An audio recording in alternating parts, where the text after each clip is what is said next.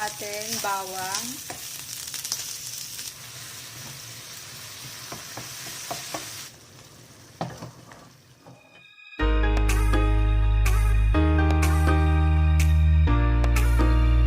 Hi guys, ngayon ay i-share namin kung paano mas pasarapin ang tilapia, ang piniritong tilapia. Ito yung mga ingredients natin. Piniritong tilapia, bawang, sibuyas, luya, sili, cornstarch, oyster sauce, tsaka toyo. So, start na tayo. Gisahin luya.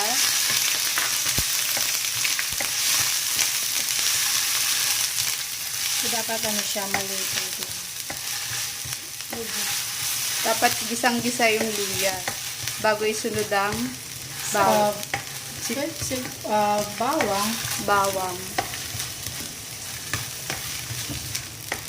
Hindi lang dapat siya masuno kasi kapait.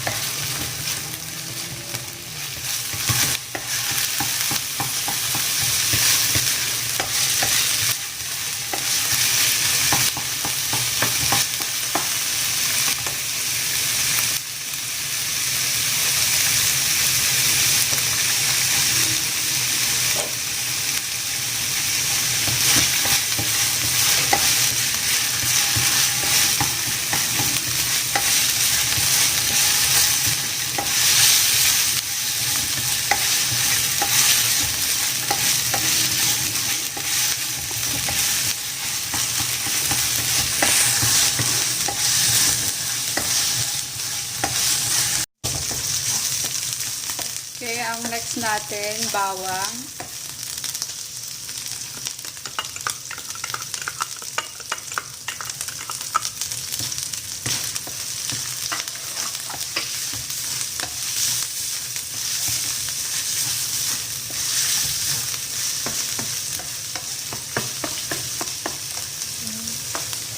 Next, sibuyas.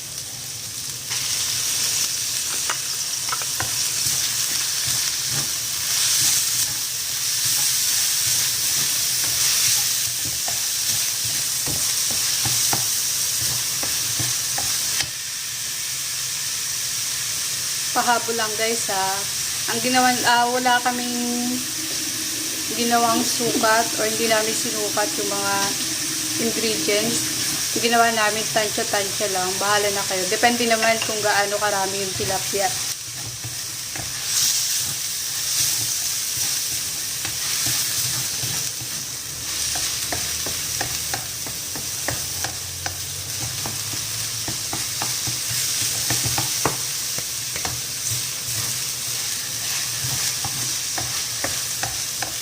Doon naman sa sili, kung mag-a-add kayo, tikman nyo muna bago nyo ilagay yung sili. Bago kayo maglagay ng sili. Baka kasi mapasobra ng anghang. Kasi diba maanghang na yung luya.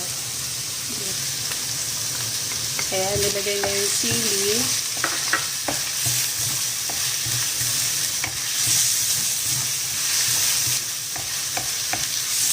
Tapos mag-a-add tayo ng konting tubig. Para hindi naman dry ang sauce natin.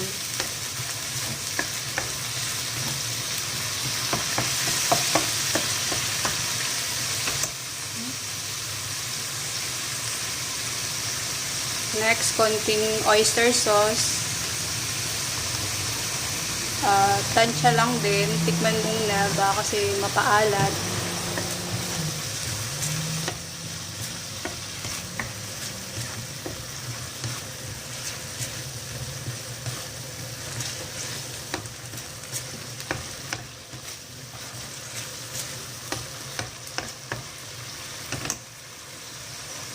So, yan guys. Ang bango.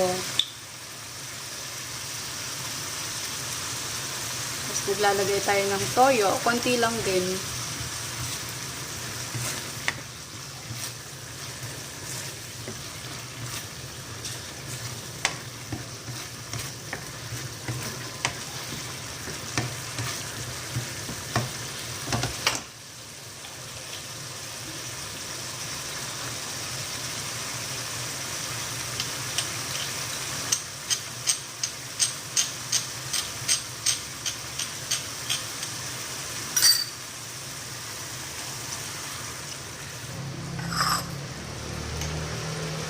pinakahuli, lagay na natin yung piniritong tilapia.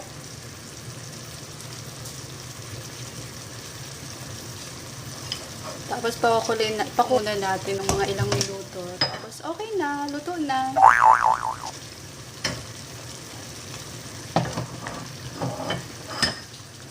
Babaliktad pa. Tapos babalik na rin lang natin.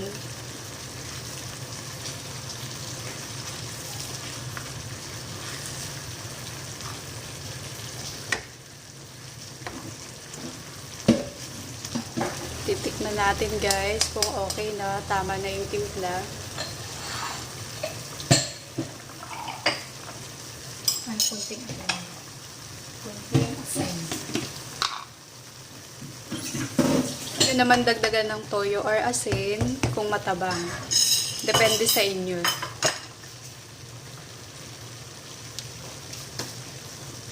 Simple lang at madaling lutuin.